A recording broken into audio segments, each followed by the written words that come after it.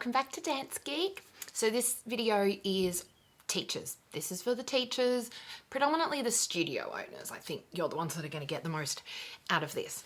I have a confession. I hate watching dance concerts. Here you go. Said it. Always have. I hate watching my own. When I was running my own studio, I hated watching my own concerts because I'd seen it a million times. I'm just not a good audience member when it comes to dance concerts.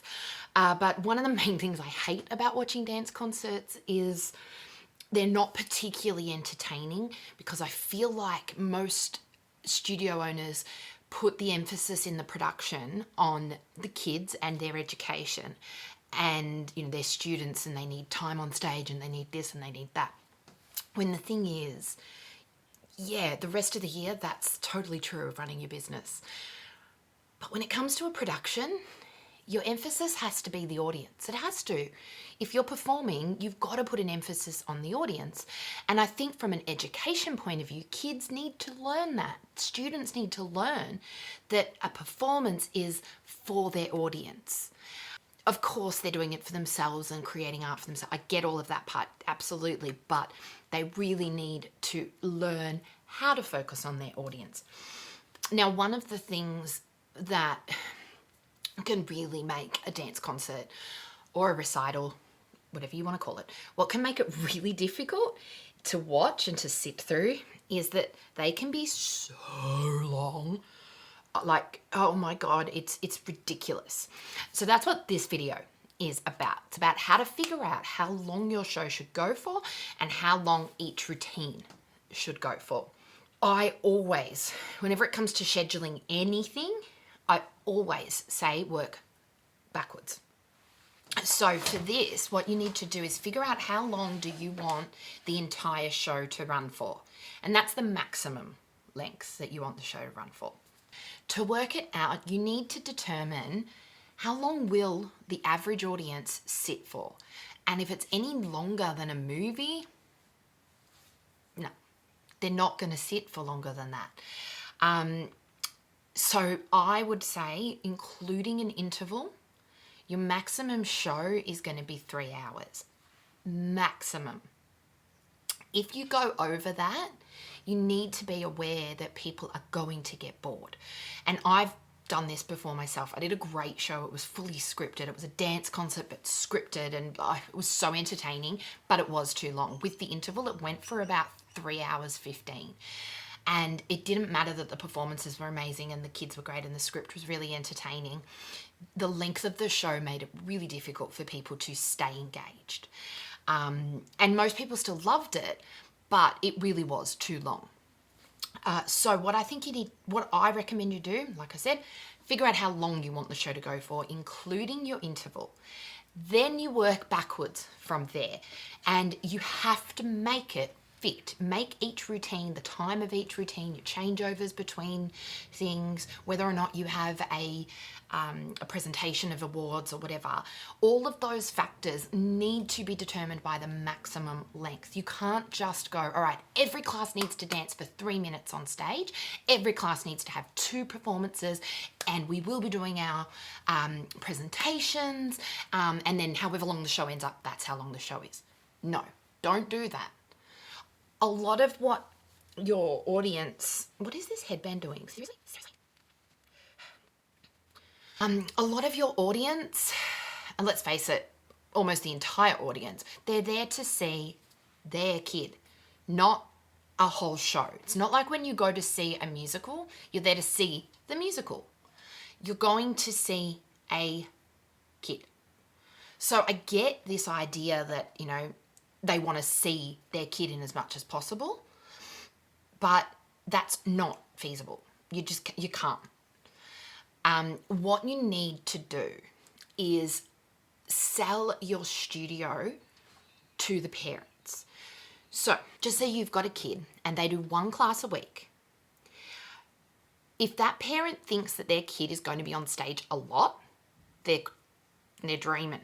Okay, they're not going to be.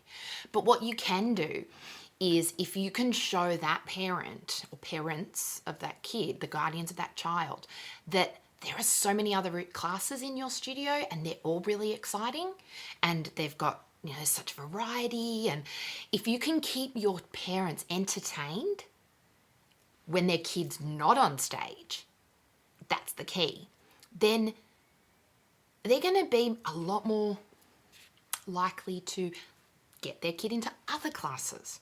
If the concert as a whole was manageable and entertaining for the audience, the parents are going to be much more positive about the whole thing. And if they're more positive about the studio and the performance, because that's the only thing they see, they don't watch the classes during the year, they see the concert. Sometimes they might see comps if your kid does comps, but that's about it. So your concert is advertising to your existing parents, so don't bore the crap out of them, okay? So you figure out how long your concert is going to be. Lots of things go into that determination, but I think the first thing needs to be how long your hire is for. So if you've hired a venue and they only allow you to have the venue for 4 hours, don't put your performance for 4 hours. You've got to bump in, you've got to bump out, you've got to get the kids ready, you've got to get the kids out, all of that. Obviously, it's not going to be for the 4 hours. The second thing is just thinking about how long your audience are really going to sit for. And like I said before, if it goes for longer than 3 hours with an interval, they're not going to do it. They're not going to sit for that long, and they're not happily going to sit for that long. Okay. Now, yeah, this means that you may need to split your school and do multiple concerts, but it's kind of just what you have to do. All right. If you do a 5-hour production, no. So how do you determine then how long each routine should go for? How long each class should do a routine for? I've created a formula. And then I've put that formula into Google Sheets because, you know, those of you who know me know that the geek part of Dance Geek, a lot of that is because I do like my spreadsheets. I like a little bit of mathematics. I like it. But you don't need to know how to create these formulas. You don't need to know what this formula means. No, you don't need to know any of that. I have created a spreadsheet for you in Google Docs. You can have it for free. And you just input your specific details and it will tell you how long each routine should be, maximum. Okay, so let's have a look at it and I'll show you how to use it, how to figure it out. So in the worksheet I've given you, the spreadsheet I've given you, you've got 2 sheets down the bottom here. You've got your calculator and you've got your decimals to seconds calculator. The main one you're going to use is this calculator, and this is the one that actually calculates how long each of your routines should be. Now this is the formula. Boom, boom, boom. The formula that I've created is R equals D minus C times T plus I plus A divided by C. Okay, like I said before, you don't need to know what that means.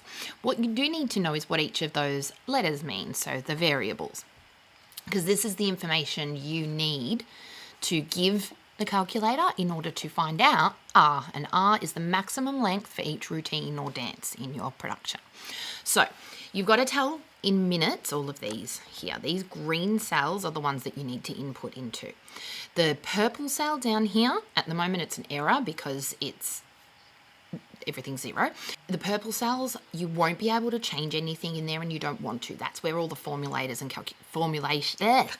that's where the formulas and the calculations are. Okay, so what you need to put in here is in minutes, you need to put in the duration of the entire production without an interval, that one is, because then here you're going to put in how long you want your interval to be. And there's a reason that I've separated those. We'll get into that after. Then you need to tell it how many classes will be performing, the transition time between each routine. This is an estimate number. Some of your transitions will hopefully be 0, but you want to calculate for each one to have some kind of transition time. And then A is any announcements or presentations. So announcements, at the very least, you'd need to have something at the start, just a voiceover thing, welcoming people and reminding them to turn off their mobile phones, that kind of thing. Okay, so the duration of the entire production in minutes, minus the interval. Okay, the reason I say that is because the interval is one of those places that you can play around with the length of your interval. But just say you are like, okay, let's try and keep the whole show to 2 hours of performance time.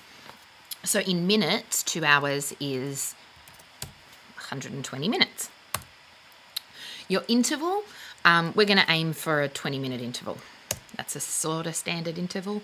But what happens is if you find that your routine length is really short and you want to put more time, you can take some time from your interval as your first thing.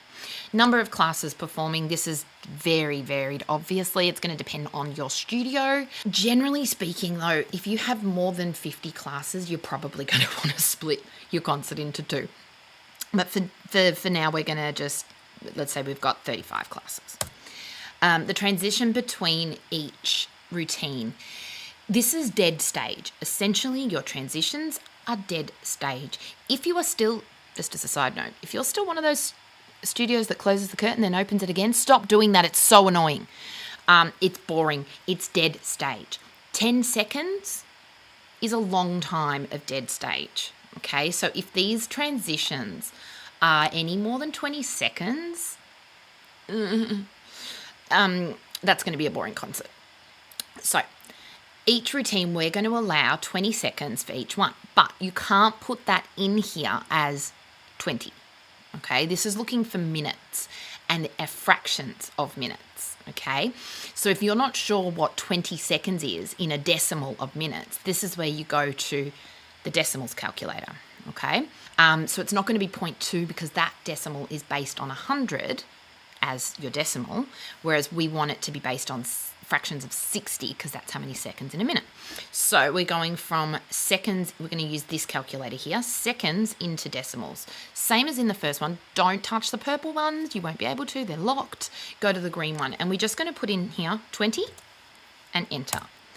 And the decimal for 20 is 0.33 reoccurring. All right, so we go back into here and we're going to put in 0.34.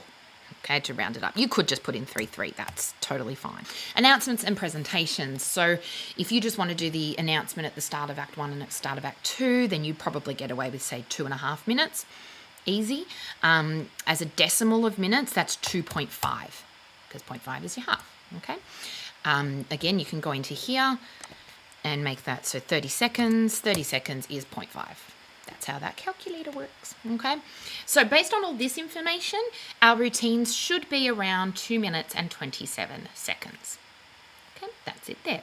Now, the way this has worked it out for you, that is in a time format. That's not 0.27 of a minute, it's 27 seconds, okay? So it spits it out as that. Now, if that's too short for you, you have a number of options. This is where you can go back and go, all right, let's make our interval 15 minutes. See what happens. Okay, you get extra time here. If you decide to split your concert, so maybe you have 5 preschool classes and you're like, you know what, let's just have them at one concert each. So for concert 1, we're going to do 33 classes. For concert 2, it's going to be 32 classes because we're taking some of those primary kids out. Okay, so let's just go, we're going to work it all out based on 33 classes. Okay, so this is how you can just go back in and change things to sort of tweak it to get the numbers a little bit closer to what you want. Somewhere else you can remove time is from the announcements and presentations, but it's not going to make a huge difference, to be honest. So we could also go back in here and say, you know what, 2 hours for a concert with a 15-minute interval, let's give it a bit more time. Let's make it a 2.5 hour concert. So we're going to add another 30 minutes. Okay, and now we're going to put this back to our 35, so our full classes, and now we've got closer to 3.5 minutes, so you might be like, yeah, that's a bit better. 2.5 hour concert with a 15-minute interval, that's a good amount of time. So that's how to use the calculator that I've created for you. Yes, this has been a different outfit because it's a different day because I forgot to film the outro. Oops. Now the way you can get this particular spreadsheet is to email me at dancegeektools shady@gmail.com, or just put a comment in the comments below with your email address, and I will email you a link to it. I have a whole bunch of other tools on that page that you can use as well, and if I'll link up here, I never remember which side it is, but I'll link the other videos that I've done with different tools that I've created for you as studio owners and dance teachers to use. Thank you so much for watching. If you liked the video, give it a thumbs up for me, that would be great, and subscribe, red button down below. Make sure you hit the bell to do all notifications, and you will get sent a notification when I upload a new video. If you have any requests of things you'd like me to do a video on, pop them in the comments below, and I'll try to get to it. I'm working on a series of choreography video tools, but yeah, if you've got any other ideas or requests, chuck them below. Thanks for watching, guys. Bye.